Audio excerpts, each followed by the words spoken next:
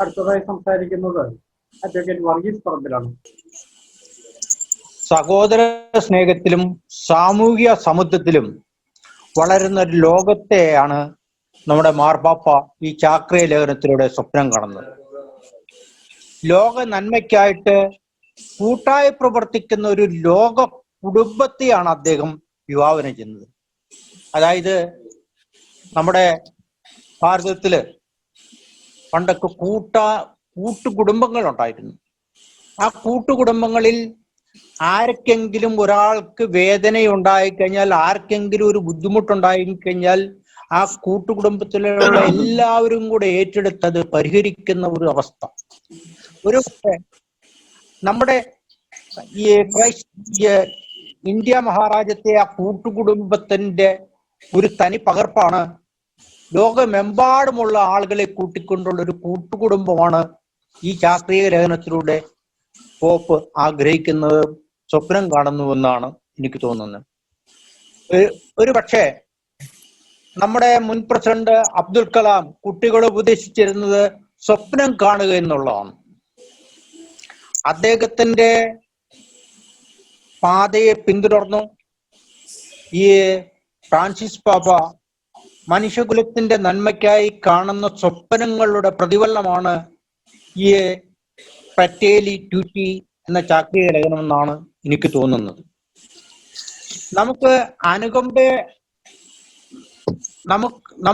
അനുകമ്പ നമ്മുടെ സ്വന്തക്കാരോടും അയൽക്കാരോടും മാത്രമാണ്.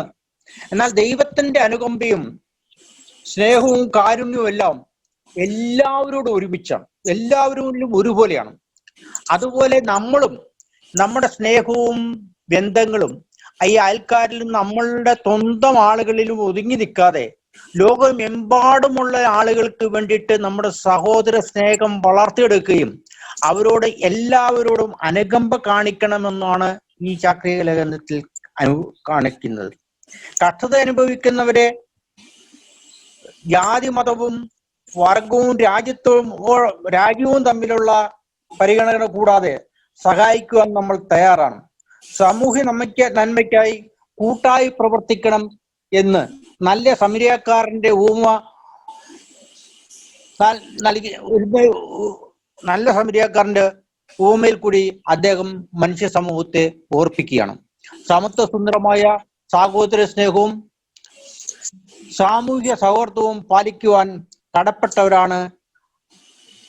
എല്ലാവരും വേർതിരിവില്ലാതെ അംഗീകരിക്കുകയും അവരുടെ മാനുഷികമായ വശങ്ങൾ മാനിക്കുകയും ചെയ്യേണ്ട ഒരു മൂല്യങ്ങളാണ് അദ്ദേഹം ഈ ചാക്രിക ലേഖനത്തിലൂടെ നമുക്ക് തരുന്നത്. ധാർമ്മികത സമൂഹത്തിൽ നടമാടണം. അരക്ഷിതാവസ്ഥ അനുഭവിക്കുന്നവരെ സംരക്ഷിക്കുന്നതിന് കള്ളത്തരങ്ങളും കൊള്ളത്തരങ്ങളും അവസാനിപ്പിക്കണമെന്നാണ് ഈ ചാക്രിക ലേഖനത്തിലൂടെ പോപ്പ് ആവശ്യപ്പെടുന്നത്. ജീവിത മൂല്യങ്ങൾ മനസ്സിലാക്കുവാനും മറ്റുള്ളവരുടെ സ്നേഹത്തോടും ആദരവോടും കൂടി ബഹുമാനിക്കുകയും അഭിപ്രായ വ്യത്യാസങ്ങൾ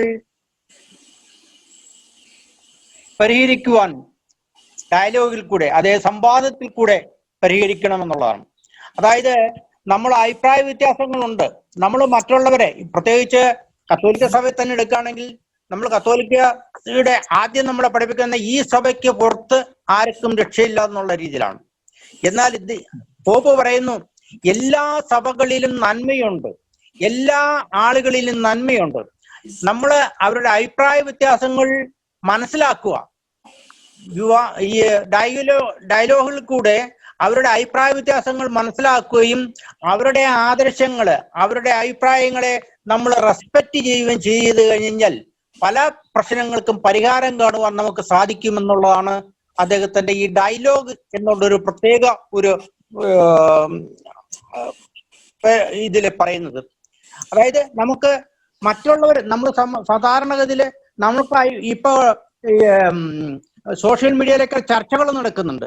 ആ ചർച്ചകളിലെല്ലാം നമ്മളുടെ അഭിപ്രായങ്ങൾ മറ്റുള്ളവരിൽ അടിച്ചേൽപ്പിക്കുവാനാണ് നമ്മൾ ശ്രമിക്കുന്നത്. അല്ലാതെ മറ്റുള്ളവരുടെ അഭിപ്രായങ്ങൾ നമ്മൾ സ്വീകരിക്കുവാനോ അല്ലെങ്കിൽ അവരുടെ അഭിപ്രായങ്ങൾ നമ്മൾ എന്താണെന്ന് മനസ്സിലാക്കുവാനോ അവരുടെ അഭിപ്രായങ്ങൾക്ക് ഒരു റെസ്പെക്ട് കൊടുക്കാനോ നമ്മൾ തയ്യാറല്ല. അങ്ങനെയുള്ള ഒരു ഡയലോഗല്ല. മറ്റുള്ളവരുടെ അഭിപ്രായങ്ങൾ മനസ്സിലാക്കുകയും അവരുടെ അഭിപ്രായങ്ങളെ മാനിക്കുകയും ചെയ്തുകൊണ്ട് അതിൽ നിന്നുള്ള നല്ല വശങ്ങൾ കണ്ടുകൊണ്ട് അത് പ്രാവർത്തികമാക്കുക എന്നുള്ള ഒരു സന്ദേശമാണ് ഈ ഇതിലുള്ളത്. അതുപോലെ തന്നെ മതങ്ങളെല്ലാവരും, ഈ ക്രൈസ്തവ സഭകൾ മാത്രമല്ല, കത്തോലിക്ക സഭയോ ഇല്ലെങ്കിൽ മറ്റ് ഏതെങ്കിലും ഒരു മതത്തിൽ കൂടി മാത്രമാണ് രക്ഷയെന്നുള്ളൊരു ചിന്താഗതി പോപ്പിനുണ്ടെന്ന് തോന്നുന്നില്ല. അതുപോലെ തന്നെ ഈവൻ മതവിശ്വാസി അല്ലാത്തവരും നിരീശ്വരവാദികളെയും അദ്ദേഹം മോശക്കാരായിട്ട് കാണുന്നില്ല, ഇല്ലെങ്കിൽ കൊള്ളരുതാത്തവരായിട്ട് കാണുന്നില്ല. അവരെല്ലാവരും നല്ലവരാണ്, അവരിലെല്ലാവരും നല്ല വശങ്ങളുണ്ട്. ആ നല്ല വശങ്ങൾ നമുക്ക് ഉൾക്കൊള്ളുവാൻ സാധിക്കണമെന്നാണ് അദ്ദേഹത്തിന്റെ ഈ ചാക്രിക ലേഖനത്തിൽ കാണുന്നത്. ഏറ്റവും ബലഹീനനും ദരിദ്രനും നമ്മുടെ ഹൃദയത്തിൽ സ്ഥാനം കൊടുക്കുകയും അവർ നമ്മുടെ സഹോദരന്മാരെ പോലെ സ്നേഹിക്കുകയും സംരക്ഷിക്കുകയും ചെയ്യണം. ഇതിന് വേണ്ടി എനിക്ക് എന്ത് ചെയ്യുവാൻ കഴിയും? സമൂഹത്തിലെ ഈ മാറ്റം വരുത്തുവാൻ എനിക്ക് എന്ത് ചെയ്യുവാൻ സാധിക്കും എന്നുള്ളതാണ് അദ്ദേഹം നമ്മളോട് ചോദിക്കുന്നത്. കൂട്ടായ വളർച്ചയ്ക്ക്, അതായത് കൺസ്ട്രക്റ്റീവ് ഡയലോഗ്, നാനാവിധമായ അഭിപ്രായമുള്ളവരുമായി മതങ്ങളിൽപ്പെട്ടവരും നാനാവിധത്തിലുള്ള സംസ്കാരത്തിലുള്ളവരും അവരുമായിട്ടുള്ള ഡയലോഗ് അനിവാര്യമാണ്. ഇന്ന് നാം കാണുന്ന സോഷ്യൽ മീഡിയയിലുള്ള ചർച്ചകൾ പോലെയല്ല അത് നടത്തേണ്ടതെന്ന് മാത്രമുള്ളൂ. മറ്റുള്ളവരുടെ അനുകമ്പ ഉള്ളവരായിരിക്കണം. വാക്കുകളിൽ കൂടിയും പ്രവൃത്തികളിൽ കൂടിയും മറ്റുള്ളവരുടെ ബുദ്ധിമുട്ടുകൾ ലഘൂകരിക്കുവാൻ നമുക്ക് സാധിക്കണം. അവർക്ക് ആശ്വാസം നൽകുവാൻ കഴിയണം. അതാണ് കൈൻഡ്നെസ് എന്ന്, അല്ലെങ്കിൽ കൈൻഡ്നെസ് എന്നത്തെ അതിപുരുഷര്. ഒരു കൂട്ടുകുടുംബത്തെ പോലെ ലോകം മുഴുവനും ലോകരക്ഷയ്ക്കായി ആവശ്യമായ ഒരാളുടെ വിഷമതകളിൽ മറ്റുള്ളവരെല്ലാവരെയും കൂടി പരിഹരിക്കണം. വാസ്തവത്തില് എനിക്ക് തോന്നുന്നത്, ഈ കഴിഞ്ഞ ദിവസം ദിവംഗതനായ മഹാകവി അക്കിത്തന്റെ ഈ കൃതികളിലും അദ്ദേഹത്തിന്റെ പ്രഭാഷണങ്ങളിലും ഈ പോപ്പിന്റെ ഈ ചിന്താഗതികൾ ഉൾക്കൊണ്ടിട്ടുണ്ടെന്ന് കഴിഞ്ഞ ദിവസം മാതൃഭൂമി എഡിറ്റോറിയൽ കാണുവാൻ സാധിച്ചു. അത് ഇപ്രകാരമാണ്: ഒരു കണ്ണീർക്കണം മറ്റുള്ളവർക്കായി ഞാൻ പൊഴിക്കവേ, ഉരുക്കിയാണെന്നിൽ ആത്മാവിലെ 1000 ക്ഷൗരമണ്ഡലം. ഒരു പുഞ്ചിരി ഞാൻ മറ്റുള്ളവർക്കായി ചിലവാക്കുവേ, ഹൃദയത്തിൽ ആവുന്നു നിത്യതയിൽ പരപൗർണമി. അതുപോലെ തന്നെ ജ്ഞാനപീഠ പുരസ്കാരം സ്വീകരിച്ചുകൊണ്ട് അദ്ദേഹം പറഞ്ഞത് വാസ്തവത്തിൽ ഈ നമ്മുടെ പോപ്പിന്റെ തന്നെ ആശയങ്ങളാണ്. സത്യത്തിനും 1000 മുഖങ്ങളുണ്ട്. ഇവ പ്രപഞ്ചത്തിലുള്ള ഇതിലെല്ലാം അന്യോന്യം സഹകാരികളായി തന്നെ വർത്തിക്കുന്നു. അപ്പോഴാണ് അവ ശക്തവും സുന്ദരവുമായി തീരുന്നത്. കാണാവുന്നവയുടെ ലക്ഷാംശം പോലും നാം കണ്ടു കഴിഞ്ഞിട്ടില്ല. ഭൗതികവും മാനസികവുമായ എല്ലാത്തരം ചൂഷണങ്ങളിൽ നിന്നും ഞാൻ വെറുക്കുന്നു. ഇത് തന്നെയാണ് നമ്മുടെ പോപ്പും ഈ ചാക്രിക ലേഖനത്തിലൂടെ നമ്മളോട് ആവശ്യപ്പെടുന്നത്. ഒരു സമത്വ സുന്ദരമായ ഭാവിക്ക് വേണ്ടിയിട്ട്, ഒരു അല്ലലില്ലാത്ത ഒരു ജീവിതത്തിന് വേണ്ടിയിട്ട്, ഒരുപക്ഷെ നമ്മുടെ കേരളത്തിന്റെ ഇത് പറയുകയാണെങ്കിൽ മഹാബലി നാടുവാണിരുന്ന കാലത്ത് പോലെ ഒരു അതിസുന്ദരമായ മനോഹരമായ സഹോദര സ്നേഹത്തിലുള്ള അതിർത്തികളില്ലാത്ത ഒരു സ്നേഹത്തിന് വേണ്ടിയിട്ട്, അതിർത്തികളില്ലാത്ത ഒരു സഹോദര സ്നേഹത്തിന് വേണ്ടിയിട്ട് നാം ശ്രമിക്കണം എന്നുള്ളതാണ് അദ്ദേഹം തന്നെ പറയുന്നത് പോലെ ഒരു പക്ഷേ ഇത് അപ്രായോഗികമായിരിക്കാം, ഒരു ഒരു യൂട്ടോപ്യൻ ഐഡിയ ആയിട്ട് നമുക്ക് തോന്നാമെങ്കിലും ഒരു പക്ഷേ ലോകം മുഴുവനും ഈ പോപ്പിന്റെ ഈ സന്ദേശം ഉൾക്കൊള്ളുകയും ചർച്ച ചെയ്യപ്പെടുകയും ചെയ്യുകയാണ്. എനിക്ക് തോന്നുന്നത് നല്ലൊരു ശതമാനം ആളുകള് അദ്ദേഹത്തെ ആന്റിക്രിസ്തു എന്ന് വിളിക്കുന്നുണ്ട്. കഴിഞ്ഞ ദിവസം തന്നെ ഈ ചാക്രിക ലേഖനം വരുന്നതിന് മുമ്പ് തന്നെ ഒരു വൈദികൻ, കത്തോലിക്ക വൈദികൻ, അദ്ദേഹത്തെ ആന്റിക്രിസ്തു എന്ന് പ്രസംഗിച്ചുകൊണ്ട് ഒരു മീഡിയയിൽ വരുന്ന ഒരു രംഗം ഞാൻ കാണുകയുണ്ടായി. ഈ ലേഖനത്തിന് ശേഷവും അദ്ദേഹത്തെ ആന്റിക്രിസ്തു എന്ന് പറഞ്ഞുകൊണ്ട് പലരും കമന്റ് ഇട്ടിട്ടുണ്ട് എന്ന് ഞാൻ കാണുന്നുണ്ട്. പക്ഷെ അദ്ദേഹം ലോകരക്ഷയ്ക്ക് വേണ്ടിയിട്ട്, ലോക നന്മയ്ക്ക് വേണ്ടിയിട്ട്, ജനങ്ങളുടെ നേട്ടത്തിന് വേണ്ടിയിട്ട്, ഈ സമത്വസുന്ദരമായ സഹോദര സ്നേഹത്തിന് വേണ്ടിയിട്ട്, സമത്വസുന്ദരമായ ഒരു ഭാവിക്ക് വേണ്ടിയിട്ട് സ്വപ്നം കാണുന്ന ഒരു മനുഷ്യനാണ്. അദ്ദേഹത്തിന്റെ ഈ സ്വപ്നങ്ങൾ സഫലമാക്കുവാൻ ഈ ലോകത്തിലുള്ള എല്ലാ ആളുകളും ഒത്തൊരുമിച്ച് പ്രവർത്തിക്കണം എന്നുള്ളത് തന്നെയാണ് അദ്ദേഹം പറയുന്നത്. ഈ കോവിഡ് കാലത്ത് ഒറ്റപ്പെട്ട സംഭവങ്ങൾ പോലെ പ്രവർത്തിച്ചുകൊണ്ടാണ് അത് ഫലം കാണാത്തതെന്ന് അദ്ദേഹം പറയുന്നു. അതുപോലെ സാമ്പത്തിക പരാധീനതകൾ ഉണ്ടായിരുന്ന അവസരത്തിലും അന്ന് അദ്ദേഹം പറയുന്നത് അന്നെങ്കിലും ഈ ലോകം ഇന്നത്തെ സാമ്പത്തിക വ്യവസ്ഥയിൽ നിന്ന് വ്യതിചലിച്ച് ഒരു നല്ല നാളെ സ്വപ്നം കണ്ടതിരുന്നെങ്കിൽ ഈ രീതിയിലുള്ള ഒരു അവസ്ഥയിലേക്ക് പോകുമില്ലായിരുന്നു, ഒരു സമ്പൽ സമർത്ഥമായ രാജ്യത്തുമായി തീരുമായിരുന്നു ലോകം മുഴുവനും എന്നുള്ള ഒരു ചിന്താഗതിയാണ് അദ്ദേഹത്തിനുള്ളത്. ഇത്രയും പറഞ്ഞുകൊണ്ട് ഞാൻ നിർത്തുന്നു. നന്ദി, നമസ്കാരം. പറമ്പിലിന് നന്ദി പറയുന്നു. അടുത്തതായി മുതിർന്ന പത്രപ്രവർത്തകൻ ഇഗ്നേഷ്യസ് സാറിനെ ഞാൻ സംസാരിക്കാനായി ക്ഷണിക്കുകയാണ്. പ്രിയമുള്ള ഫെലിക്സ്, ശേഷം പ്രിയ ബഹുമാനപ്പെട്ട വൈദികരെ, മറ്റ് സുഹൃത്തുക്കളെ, ഞാൻ ഈ വെബിനാറിൽ സംസാരിക്കാൻ അങ്ങനെ ഒരുങ്ങി വന്ന ഒരാളല്ല, അങ്ങനെ നിശ്ചയിക്കപ്പെട്ടിരുന്നില്ല. എങ്കിലും ഒരു നിർബന്ധം പൂർവ്വം ഫെലിക്സ് ആവശ്യപ്പെട്ടതുകൊണ്ട് ഒന്ന് രണ്ട് നിരീക്ഷണങ്ങൾ നടത്തുകയാണ്. എനിക്കും തേലക്കാട്ടച്ചൻ കൃത്യമായിട്ടും ഈ ചാക്രിക ലേഖനത്തെ അതിന്റെ കൃത്യമായ പെർസ്പെക്റ്റീവിൽ, കൃത്യമായ സ്പേസിൽ പ്രതിഷ്ഠിക്കുകയുണ്ടായി. അതുകൊണ്ട് തന്നെയാണ് വളരെ അതിന്റെ വഴിക്ക്, അത് പോകേണ്ടതായ വഴിക്ക് തന്നെ അനുബന്ധ പ്രഭാഷകരും നീങ്ങിയത്. തീർച്ചയായിട്ടും ഐതിഹാസികമായ ഒരു ചാക്രിക ലേഖനമാണിത്. അതുപോലെ തന്നെ സവിശേഷമായ ഒരു സാമൂഹ്യ രാഷ്ട്രീയ പരിസ്ഥിതിയിലാണ് നമ്മൾ ഈ ചാക്രിക ലേഖനം വായിക്കുന്നത്, അല്ലെങ്കിൽ അത് അവതരിക്കപ്പെട്ടിട്ടുള്ളത്. അപ്പൊ അങ്ങനെ വരുമ്പോൾ ഇതിന് ചില തെറ്റിദ്ധാരണകളെങ്കിലും ഒന്ന് ഒഴിവാക്കേണ്ടതുണ്ട് എന്ന് എനിക്ക് തോന്നുന്നു. തീർച്ചയായിട്ടും ഈ ചാക്രിക ലേഖനം ഫ്രത്തേലി തൂത്തി വ്യതിരിക്തമായിട്ടുള്ള വളരെ സവിശേഷ സ്വഭാവങ്ങളുള്ള ഒരു ചാക്രിക ലേഖനമാണ്. പക്ഷേ അത് ഒരു തുടർച്ചയുടെ പൂർണ്ണതയായിട്ട് വേണം കാണാനായിട്ട്. കാരണം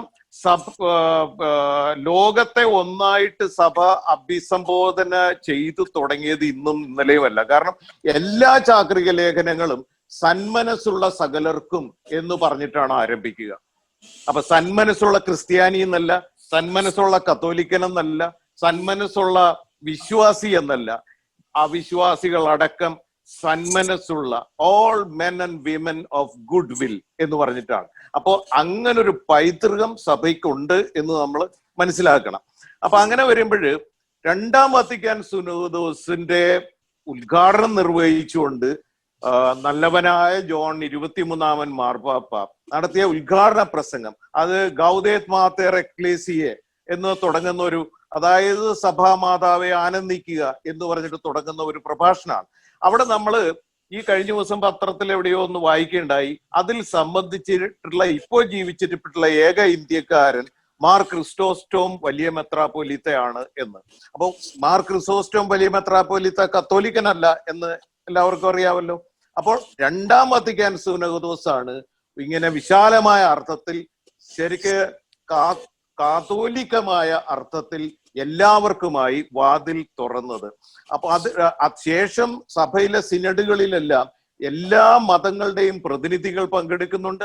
ഇന്ത്യയിൽ നിന്നുള്ള പ്രതിനിധികൾ പങ്കെടുത്തിട്ടുണ്ട്, ഹിന്ദു മതത്തിലുള്ള പ്രതിനിധികള്, അംബേദ്കറിസ്റ്റുകള്, ബുദ്ധമതക്കാര്, ഇങ്ങനെ നാനാ തരത്തിലുള്ള ആളുകള് ഈ സിനഡുകളിൽ, കഴിഞ്ഞ സിനഡിൽ പോലും പങ്കെടുത്തിട്ടുണ്ട്. അപ്പൊ സഭയ്ക്ക് ഇങ്ങനെ ഒരു പാരമ്പര്യവും പൈതൃകവും ഉണ്ട് എന്നുള്ളതാണ്. പിന്നെ ക്യൂബൻ മിസൈൽ പ്രതിസന്ധി എന്ന് പറയുന്നത് ഒരുപക്ഷെ ഇന്നത്തെ തലമുറയ്ക്കല്ല, എന്റെയൊക്കെ തലമുറയ്ക്ക് അറിയാവുന്ന ഒരു കാര്യമാണ്. ഒരുപക്ഷെ അതിനും ഞങ്ങളുടെയൊക്കെ ബാല്യമാണ് ആ കാലത്ത്. ഒരുപക്ഷെ ലോകം അസ്തമിച്ചു പോകും എന്ന് കരുതിയ ഒരു ഘട്ടമാണ് ഈ ക്യൂബൻ പ്രതിസന്ധി എന്ന് പറയുന്നത്. അതിന്റെ പശ്ചാത്തലത്തിലാണ് പാച്ചമിൻ തേരീസ് എന്ന് പറഞ്ഞിട്ട് ഭൂമിയിൽ സമാധാനം എന്ന് പറഞ്ഞ് ഒരു ചാക്രിക ലേഖനം ഇറങ്ങുന്നത്. ആ ക്യൂബൻ പ്രതിസന്ധി ക്രമേണ അത് ഫിസിൽഡ് ഔട്ടായി പോകുന്നതുമല്ല.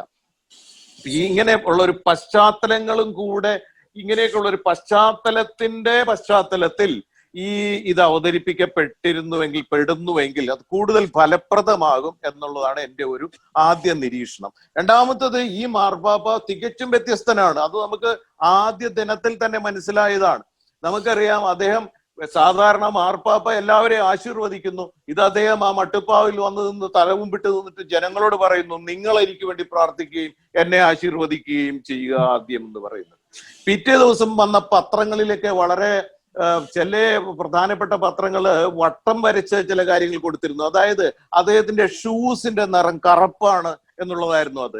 കാരണം മാർപ്പാപ്പന്മാര് ധരിക്കുന്ന ഷൂസ് ആ ഷൂസും സോക്സിനും ഒക്കെ കളറുണ്ട്. അപ്പോ ചുവന്ന ഷൂസാണ് വേണ്ടിയിരുന്നത്. ബെനഡിക്ട് പാപ്പ വരെയുള്ള ആളുകൾ ഈ ചുവന്ന ഷൂസാണ് ധരിച്ചിട്ടുള്ളത്. കർദിനാൾമാരൊക്കെ ഇന്ന സോക്സ് ഇടണം എന്നുണ്ട്. പക്ഷെ ഇദ്ദേഹം അങ്ങനെയല്ല. അദ്ദേഹം സാധാരണക്കാരന്റെ ഷൂസ്, സാധാരണക്കാരന്റെ സോക്സ്. അതുപോലെ തന്നെ അദ്ദേഹം നിലത്തൂടെ നടക്കുന്നു. മാർപ്പാപ്പന്മാര് ഒരിക്കലും നിലത്തൂടെ നടന്ന് നമ്മൾ കണ്ടിട്ടില്ല. അവര് ഒന്നുകിൽ പോപ്പ് മൊബൈലിൽ, അതല്ലെങ്കിൽ സേഡിയ ഗസ്റ്റത്തോറിയ എന്ന് പറയുന്ന ഒരു സിംഹാസനത്തിൽ ആളുകൾ ചുമന്നുകൊണ്ടുപോകും. കാരണം മറ്റുള്ളവർക്ക് കാണാൻ വേണ്ടിയിട്ടാണല്ലോ, അത് അവർക്ക് അതിന്റെ മേളിൽ കയറി ഇരിക്കാൻ വേണ്ടിയിട്ടല്ല. പക്ഷെ ഈ പാപ്പ അതെല്ലാം, പിന്നെ സ്വന്തം ബാഗ് കയ്യിലെടുത്തുകൊണ്ട് അദ്ദേഹം വിമാനത്താവളത്തിലേക്ക് പോകുന്നു, വിമാനത്തിൽ കയറുന്നു.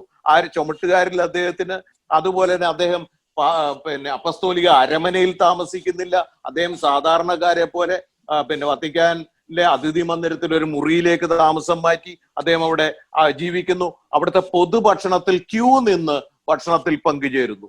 അപ്പൊ ഇങ്ങനെ ഒരുപാട് ഇവിടെ അതേസമയം നമുക്കറിയാം മറ്റു രാജ്യങ്ങളിലൊക്കെ സ്ഥാനമഹിമ കാണിക്കാനായിട്ട് 8 മീറ്റർ പൊക്കമുള്ള സിംഹാസനം, 18 മീറ്റർ പൊക്കമുള്ള സിംഹാസനം ഈ അടുത്ത കാലത്തും അതിനെക്കുറിച്ചൊക്കെ വായിക്കാൻ ഇടവന്നു. അങ്ങനെയൊക്കെയുള്ള ദുരവസ്ഥയിലാണ് ഇങ്ങനെ കത്തിച്ച ദീപം പോലെ ഒരു പ്രകാശ ഗോപുരമായിട്ട് ഒരാളിങ്ങനെ വരുന്നത്. തീർച്ചയായിട്ടും ഇത് സഭയ്ക്കും സമൂഹത്തിലും ഒരു പ്രയുക്ത തലം കണ്ടെത്തേണ്ട ഒരു ചാക്രിക ലേഖനമാണ്. അതാണ് അതിന്റെ ഒരു അനന്യത എന്ന് എനിക്ക് തോന്നുന്നു. കാരണം ഇത് സഭയിൽ മാത്രമായിട്ട് ഒതുങ്ങുന്നില്ല. ഇതിന്റെ മജിസ്റ്റേരിയം തന്നെ നമുക്കറിയാം. ഇതിന്റെ പാപ്പാമാരുടെ അവര് ലോകത്തെ പഠിപ്പിക്കാനുള്ള അധികാരത്തെയാണ് ഈ മജിസ്റ്റേരിയം എന്ന് പറയുന്നത്. ആ മജിസ്റ്റേരിയമില് ഒരു ഹയർ ലെവലിലാണ് ചാക്രിക ലേഖനങ്ങൾ വരിക. അപ്പസ്റ്റോലിക് എക്സർട്ടേഷനൊക്കെ അതിന്റെ താഴെ വരുള്ളൂ. അതുപോലെ ബൂളകളൊക്കെ അങ്ങനെ പല തരത്തിലുണ്ട്. അപ്പോൾ ഇതിന്റെ മജിസ്റ്റേരിയം ഗ്രേഡിങ് വളരെ കൂടുതലാണ്. അങ്ങനെയുള്ള ഒരിടത്ത് ഡെസ്മണ്ട് ടുട്ടു, അൽ തയ്യീബ്, മാർട്ടിൻ ലൂതർ കിങ്, മഹാത്മാഗാന്ധി ഇങ്ങനെയുള്ള ആളുകൾ വരിക എന്ന് പറഞ്ഞാൽ ലോകത്തെ മുന്നോട്ട് നടത്താനുള്ള പ്രബോധനാധികാരം അങ്ങനെയുള്ള ആളുകളിലേക്ക് കൂടെ അദ്ദേഹം വ്യാപിപ്പിക്കുന്നു എന്നുള്ളതാണ്. ഇത് തിയോളജിക്കലായിട്ട് വളരെയധികം വളരെ സങ്കീർണതകൾ ഉള്ള, അതേസമയം വലിയ സാധ്യതകളുള്ള ഒരു വ്യാപനമാണ്. അപ്പോൾ തീർച്ചയായും ഇതിൻ്റെ അകത്ത് എല്ലാവരും തന്നെ ഇവിടെ സംസാരിച്ച എല്ലാവരും തന്നെ കുരിശ് യുദ്ധം കൊടുമ്പിരി കൊണ്ടിരുന്ന ഒരു കാലഘട്ടത്തിൽ ഈജിപ്തിലെ സുൽത്താൻ അൽമാലിക്കിനെ അതിർത്തിരേഖ കടന്ന് ചെന്ന് കണ്ട് സംഭാഷണം നടത്തി സൗഹൃദം സ്ഥാപിച്ച ഫ്രാൻസിസ് അസിസിയെ കുറിച്ച് പറയുണ്ടായി. അതുപോലെ തന്നെ പ്രധാനപ്പെട്ട ഒരു സംഭവമാണ്, അതും പാപ്പ പരാമർശിക്കുന്നുണ്ടെന്നാണ് ഞാൻ മനസ്സിലാക്കുന്നത്. അതാണ് സഭയെ സംബന്ധിച്ച് ആദ്യം പറഞ്ഞ ഈ അൽമാലിക്കിനെ കണ്ടത് സാർവദേശീയമായി ആഗോളതലത്തിൽ അല്ലെങ്കിൽ സാർവലൗകികമായ ഒരു പ്രയുക്ത തലം കണ്ടെത്തേണ്ട ഒരു കാര്യമാണെങ്കിൽ, ഞാൻ ഇപ്പോൾ പറയുന്ന ഈ കാര്യം, അതായത് ഇന്നസെന്റ് മൂന്നാമനോ മറ്റോ ആണ് ഈ ഫ്രാൻസിസ്കൻ സഭയുടെ നിയമാവലി അംഗീകരിക്കുന്നത്. അതിന് പല പ്രാവശ്യം അദ്ദേഹം അത് തള്ളിക്കളഞ്ഞതാണ്. അങ്ങനെ ഇരിക്കെ ഫ്രാൻസിസും സുഹൃത്തുക്കൾ അദ്ദേഹത്തിന്റെ ആദ്യ അനുയായികളും റോമിൽ വന്നു. ഇതേപോലെ അനുമതി കാത്തിങ്ങനെ കഴിയുകയാണ്. അങ്ങനെ കഴിയുമ്പോൾ ഒരു രാത്രി ഒരു അതിഭീകരമായ ഒരു സ്വപ്നം ഇന്നസെന്റ് പാപ്പായിക്ക് ഉണ്ടാവുന്നു. അതായത് റോമില് അന്ന് അദ്ദേഹത്തിന്റെ അധികാരം, അന്ന് വത്തിക്കാനിലെ സെന്റ് പീറ്റേഴ്സ് ബസിലിക്ക ഇല്ല, ഇന്നത്തെ ബസിലിക്ക ഇല്ല. ലാറ്ററൻ ബസിലിക്കയിൽ, ലാറ്ററൻ കൊട്ടാരത്തിലുമാണ് അവർ താമസിക്കുന്നത് പാപ്പ. അദ്ദേഹത്തിനൊരു സ്വപ്നം ഉണ്ടാവുന്നു, ലാറ്ററൻ ബസിലിക്ക തകർന്നു വീഴുന്നു എന്ന് പറഞ്ഞാൽ കത്തോലിക്ക സഭ തകർന്നു വീഴുന്നു. അങ്ങനെ വരുമ്പോ ഒരു നഗ്നപാതനായ സന്യാസി വന്ന് തന്റെ ചുമലുകൊണ്ട് അതിനെ താങ്ങി നിർത്തുന്ന ഒരു സ്വപ്നം അദ്ദേഹത്തിനുണ്ടായി. അദ്ദേഹം പെട്ടെന്ന് ഓർമ്മിച്ച് ഈ മുഖം എവിടെയോ പരിചിതമാണല്ലോ. അപ്പോൾ അദ്ദേഹം ഓർത്തത് ഇങ്ങനെ നിയമാവലിക്ക് അനുമതി തേടി വന്ന ഒരു കക്ഷി, അയാളുടെ മുഖമാണല്ലോ ഇതെന്ന്. അപ്പോ അദ്ദേഹത്തെ വിളിച്ചു വരുത്തുകയും അനുമതി നൽകുകയും ചെയ്തു എന്നാണ് രേഖപ്പെടുത്തപ്പെട്ടിട്ടുള്ളത്.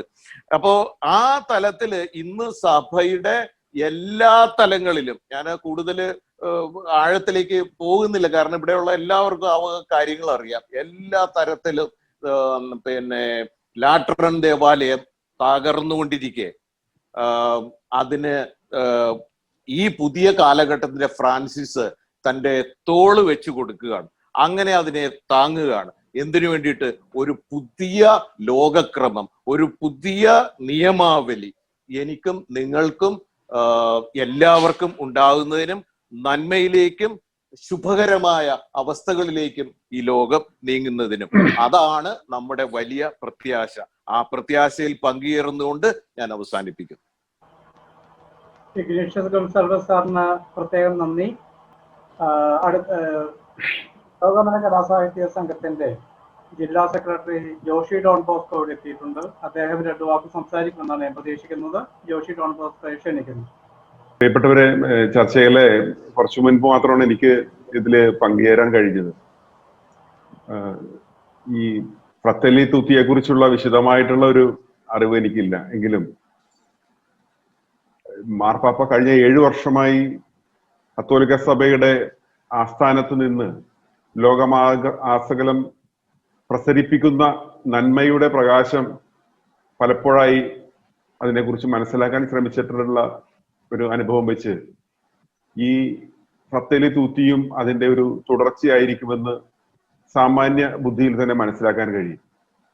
കാരണം അദ്ദേഹം ഇതിനു മുൻപ് ലോകത്തോട് സംവദിച്ച എല്ലാം തന്നെ വളരെ യാഥാസ്ഥിതികമായ ഒന്നാണ് സഭ എന്ന് കരുതുന്ന ആളുകളുടെ മനസ്സിലെ ധാരണകളെ കടമുഴക്കുന്ന ഒരു രീതികളാണ് അദ്ദേഹം പിന്തുടർന്നിട്ടുള്ളത്.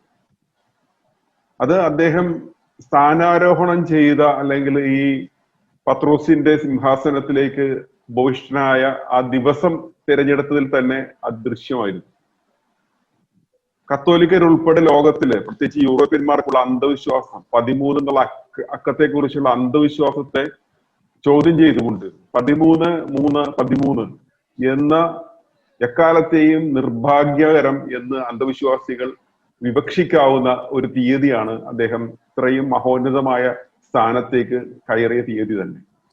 തുടർന്ന് അങ്ങോട്ട് അദ്ദേഹം ആദ്യ ദിനത്തിൽ കാണിച്ച ശൂരത്വം നിലനിർത്തുന്നു എന്നാണ് മനസ്സിലാക്കുന്നത്. അദ്ദേഹത്തെ ആന്റി ക്രൈസ്റ്റ് എന്നൊക്കെ വിളിക്കുന്ന നിരവധി ഇന്ത്യക്കകത്തും വിദേശത്തുമുള്ള ധാരാളം വെബ് പേജുകൾ ഞാൻ കണ്ടിട്ടുണ്ട്. അദ്ദേഹം ഒരു യാഥാസ്ഥിതികനായിരിക്കണം, പഴഞ്ചനായിരിക്കണം, കത്തോലിക്ക സഭയെ ഇരുണ്ട കാലങ്ങളിലേക്ക് നയിക്കുന്നവനാകണം എന്നൊക്കെ ആഗ്രഹിക്കുന്നവർ കുരിശുയുദ്ധങ്ങളുടെ കാലത്ത് സഭ കൈക്കൊണ്ട നിലപാടുകളെ ഉള്ളുകൊണ്ട് പിന്തുണക്കുന്ന മനുഷ്യരുടെ മനോഭാവം പിന്തുടരുന്നവരായിരിക്കും. ലോകം കുറച്ചുകൂടി വിശാലമാകണം, കുറച്ചുകൂടി മാനവികമാകണം എന്ന് ചിന്തിക്കുന്ന ആർക്കും ആന്റി ക്രൈസ്റ്റായി ഫ്രാൻസിസ് പാപ്പയെ കാണാനാവില്ല. അദ്ദേഹം കടന്നു വന്നിട്ടുള്ള ലാറ്റിൻ അമേരിക്കൻ പശ്ചാത്തലം, ലാറ്റിൻ അമേരിക്കയിൽ ഉണ്ടായിട്ടുള്ള വിമോചന ദൈവശാസ്ത്രത്തിന്റെ പശ്ചാത്തലമൊക്കെ, അല്ലെങ്കിൽ ലാറ്റിൻ അമേരിക്കയുടെ ഇടതുപക്ഷ സോഷ്യലിസ്റ്റ് കാഴ്ചപ്പാടൊക്കെ അദ്ദേഹത്തിന്റെ മനസ്സിനെയും മനോഭാവത്തെയും സ്വാധീനിച്ചിട്ടുണ്ട് എന്ന് കരുതാനാണ് ഞാൻ ആഗ്രഹിക്കുന്നത്. ഒപ്പം ഫിഡൽ കാസ്ട്രോയെ സന്ദർശിക്കാൻ അദ്ദേഹം നടത്തിയ വിപ്ലവകരമായ ഒരു തീരുമാനം, അതുപോലെ നിരീശ്വരവാദികൾക്കും ദൈവരാജ്യത്തിന് അർഹതയുണ്ട് എന്നുള്ള അദ്ദേഹത്തിന്റെ വാക്കുകൾ, ഇതുപോലെ കത്തോലിക്ക സഭയുടെ റോമായുടെ ബിഷപ്പിന് നിന്ന് പ്രതീക്ഷിക്കാൻ ഒരിക്കലും സാധ്യതയില്ലാത്ത 7 വർഷം കൊണ്ട് കത്തോലിക്ക സഭ പോലെ ഇത്ര സുശക്തമായ സുചിന്തിതമായ ഒരു സംഘത്തിന്റെ തലവനെന്ന നിലയ്ക്ക് പ്രവർത്തിക്കാൻ കഴിയാത്ത ഒരു നേട്ടമാണ്, ഒരു മാറ്റമാണ് 7 വർഷം കൊണ്ട് പോപ്പ് ഫ്രാൻസിസ് നടത്തിയിട്ടുള്ളത്. ലോകത്തിന്റെ ഏറ്റവും സ്വാധീന ശക്തിയുള്ള വ്യക്തിയായി കത്തോലിക്ക സഭയുടെ പരമാചാര്യൻ 7 വർഷം കൊണ്ട് മാറിയിട്ടുണ്ട്. അതിനുള്ള വ്ളാഡിമിർ പുടിനോ അല്ലെങ്കിൽ ഡൊണാൾഡ് ട്രംപോ ഒന്നും ലോകത്തില് സ്വാധീന ശക്തി അവർക്ക് എത്രയുണ്ടോ അതിനേക്കാളൊക്കെ ലോകം ചെവി ഓർക്കുന്ന ഒരു മഹാ വ്യക്തിത്വമായി പോപ്പ് ഫ്രാൻസിസിന് വളരാൻ കഴിഞ്ഞത്.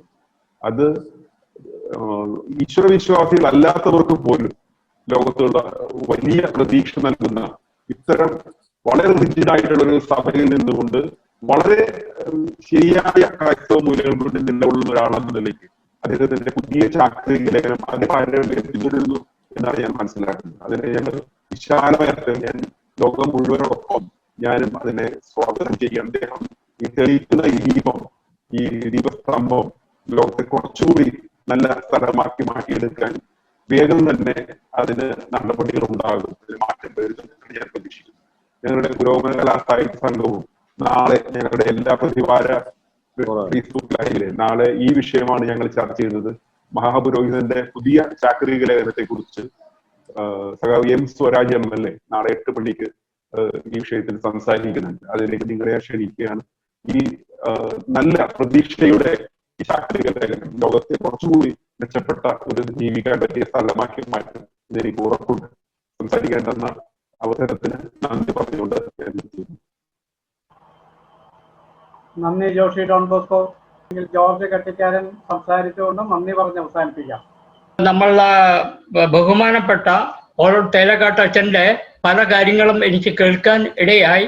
അതുപോലെ മറ്റുള്ള സംഭാഷണങ്ങളിൽ ഭാഗികമായിട്ട് എനിക്ക് കേൾക്കാൻ സാധിച്ചു. പോപ്പ് ഫ്രാൻസിസിന്റെ ചാക്രിക ലേഖനത്തെ പറ്റി വിജ്ഞാനപ്രദമായ വിവരണം നൽകിയ ബഹുമാനപ്പെട്ട ഫാദർ പോൾ തേലക്കാട്ട് അച്ഛന് പ്രത്യേക നന്ദി, നമസ്കാരം. പിന്നീട് ഈ സൂം മീറ്റിംഗ് ഓർഗനൈസ് ചെയ്യാനും എന്നെ ചുമതലപ്പെടുത്തുകയും അതിനോടൊപ്പം സഹകരിക്കുകയും ചെയ്ത JCC പ്രസിഡന്റ് പുല്ലൂടാലിനും മറ്റു ഭാരവാഹികൾക്കും ഞാൻ നന്ദി രേഖപ്പെടുത്തുന്നു. ഈ മീറ്റിംഗിൽ വിജ്ഞാനപ്രദമായിട്ടുള്ള പ്രഭാഷണങ്ങൾ നടത്തിയ PJ ആന്റണി, ജോഷി ജോർജ്, ഷൈജു ആന്റണി, അഡ്വക്കേറ്റ് വർഗീസ് പറമ്പിൽ,